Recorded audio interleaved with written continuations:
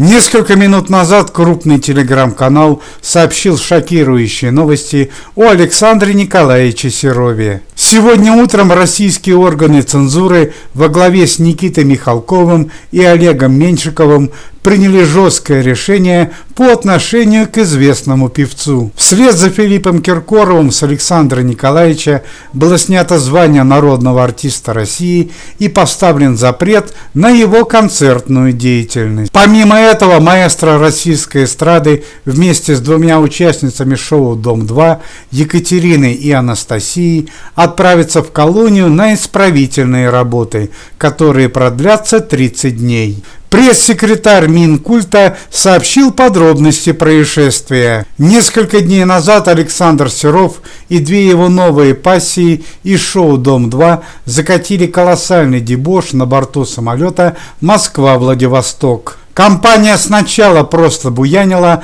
а позже начала выкрикивать антиполитические лозунги. Позже стало известно, что Серов ворвался в кабину летчиков и стал требовать вынужденной посадки. Причина весьма странная. На борту самолета закончилась текила. Сотрудникам авиалайнера не удалось успокоить народного артиста, и самолету пришлось совершить вынужденную посадку в Казани. Александру Николаевичу предложили заплатить штраф в 5 миллионов рублей за дебош на самолете и вынужденную посадку. Однако народный артист заявил, что таких денег у него нет, и наплевал на правосудие.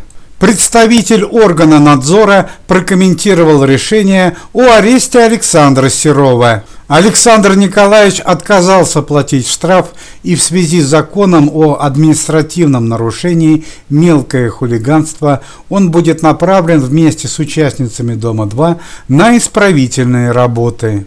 Никита Михалков, в свою очередь, подчеркнул, что снятие звания народного артиста России может быть не только за особо тяжкие преступления, но и за мелкое хулиганство, как в случае с Александром Серовым.